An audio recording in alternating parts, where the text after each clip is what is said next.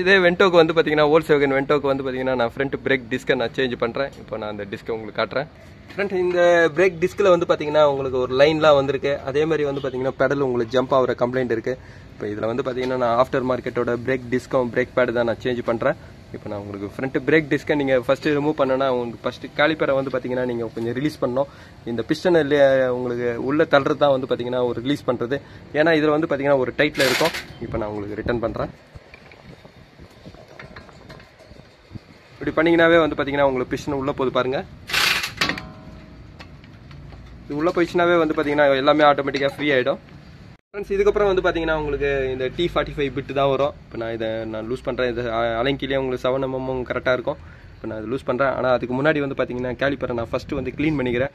ஏன்னா அதுக்கப்புறம் உங்களுக்கு க்ளீன் பண்ணுறது வந்து பார்த்தீங்கன்னா ரொம்ப உங்களுக்கு டிஸ்டர்பாக இருக்கும். இப்போ நான் ஃபஸ்ட்டு இப்போவே க்ளீன் பண்ணிடுறேன்.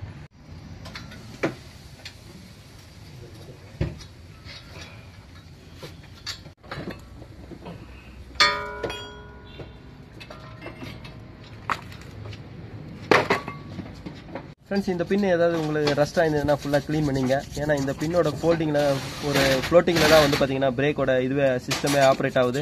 இது எதனா உங்களுக்கு ஜாம் ஆயிருந்ததுன்னா உங்களுக்கு பிரேக் வந்து பார்த்தீங்கன்னா ஒரு சைடு உங்களுக்கு அதிகமாகவும் ஒரு சைடு கம்மியாகவும் தெரியும். இப்போ நான் உங்களுக்கு வண்டியோட பிரேக் பேடை காட்டுறேன் பாருங்கள்.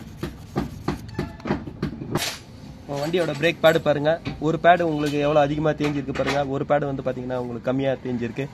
இதெல்லாம் வந்து பார்த்தீங்கன்னா இந்த பின் உங்களுக்கு ஜாம் ஆகிருக்கிறதுனால தான். இப்போ நான் இந்த 2 பின்னை நான் க்ளீன் பண்ணுறேன்.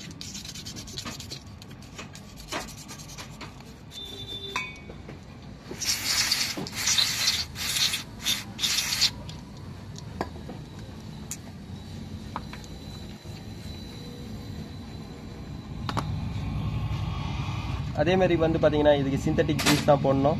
இது இந்த பிரேக்குக்குன்னு வர கிரீஸ் இது.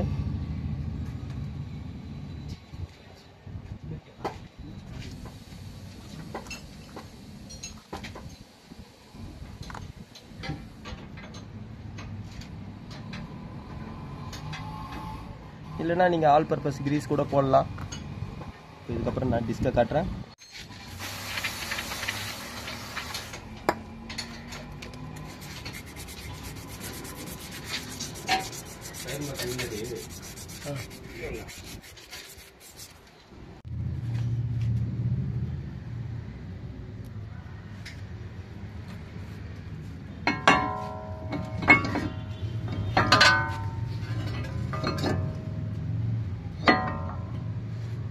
ஃப்ரெண்ட்ஸ் எப்போவுமே பிரேக் டிஸ்க்கு வந்து பார்த்தீங்கன்னா அந்த ஸ்க்ரூ இருக்கும். அந்த ட்ரம் லாக் பண்ணுறது அந்த ஸ்க்ரூ போட்டு லாக் பண்ணிங்க. இப்போ இதுக்கப்புறம் வந்து பார்த்தீங்கன்னா நான் உங்களுக்கு பிரேக் பேடை நான் செட் பண்ணிட்டேன்.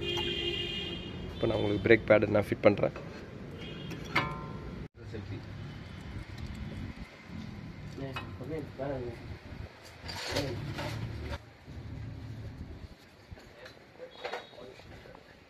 ஃப்ரெண்ட்ஸ் இந்த மாதிரி பண்ணும்போது உங்களுக்கு ப்ளீட் பண்ண கூட தேவையில்ல. ஏன்னா நம்ம உங்களுக்கு பைப் லைனோ உங்களுக்கு ஆயில் லைனோ எதுவும் நம்ம உங்களுக்கு டச் பண்ணல. அதனால் உங்களுக்கு பிஸ்டன் மட்டும் தான் நம்ம இப்போ உள்ளே தள்ளியிருக்கோம். அதனால் இப்போ இதுக்கு ப்ளீட் பண்ண கூட தேவையில்ல. டைரெக்டாக நீங்கள் பிரேக் பம்ப் பண்ணும்போதே வந்து பார்த்தீங்கன்னா உங்களுக்கு இது டைட் ஆகிடும்.